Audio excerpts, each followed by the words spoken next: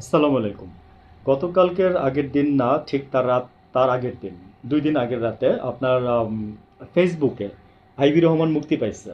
তো এই মর্মে আপনার মানে পোস্টার ছাপাই দেওয়া মনে করেন যে 6 লাভ করে ফেলছে। তো একের ভিতরে দুই ভাই, মজা আছে, একটু শুনেন। বলছে একের ভিতরে দুই শোনাবো।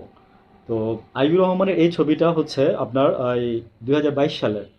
ওনাকে ফুল দিয়ে বরণ করতেছে এরকম করে, ফুল দিচ্ছে, এটা 2022 সালের ছবি। তো আইবি রহমান আমার দেখলো মনে নিজে মনে লজ্জা পাইতো, কারণ আইবি রহমান তো একজন এডুকেটেড পার্সন, ঠিক আছে, এবং ব্যক্তিত্ব আছে এই মহিলার, যাই বলেন।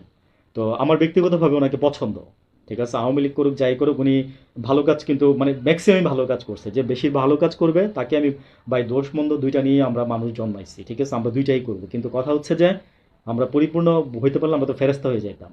তো আইবি রহমান মুক্তি পাইছে, এটা কালকে দেখছি। হ্যাঁ, দেখে মানে খুবই মানে হাসি পাইলো, মনে মনে একটু হাসলাম।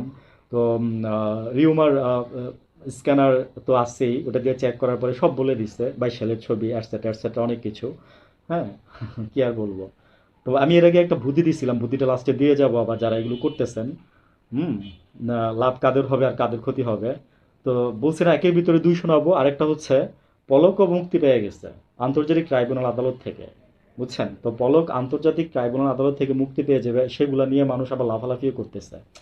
তো 2 দিন হয়ে গেল, আমরা কি কিছুই দেখলাম না? তো যখন আমরা দেখার বুঝার, আমরা কিন্তু বুঝে গেছি যে এগুলো টোটালি গুজব। তারপরেও দুইটা জিনিসই রিউমার স্ক্যানার দিয়ে স্ক্যান করে মানে জাস্ট মানে মানুষকে বোঝানোর জন্য আর কি, বুঝছেন।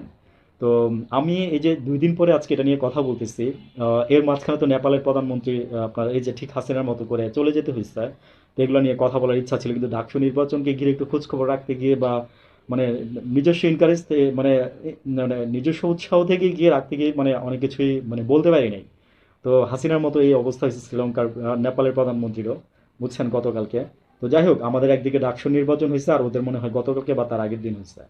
তো পলকেরও মুক্তি হয়েছে, এটাও মনে করেন যে প্লাগ কার্ড দিয়ে মনে করেন যে ছড়ে টরে গেছে, অনেক কিছু হয়েছে, ইত্যাদি ইত্যাদি। তো আন্তর্জাতিক ট্রাইব্যুনাল থেকে পলকের মুক্তি হয়েছে, বুঝছেন। তো এটা বিশ্বাস করার মতো একটা কথা ছিল না।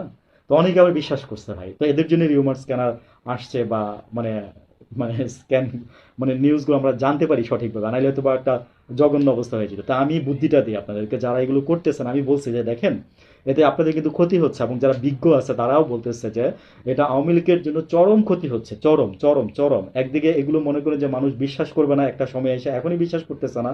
ওই যে রাখাল আর মানে মহিষের গল্পের মতো, ভাগ আসার মতো, পরে তো কেউ বিশ্বাস করবেই না, মূল ঘটনায় বিশ্বাস করবে না। তো আপনারা এগুলো যত করবেন না, আওয়ামী লীগ দলটারে তত নষ্ট করে দিবেন। প্লিজ এগুলো করেন না, দয়া করে ভালো কিছু বলেন মানুষকে, ভালো কিছু শোনান, মানুষ আপনাদের জন্য ভালোবাসতে পারে।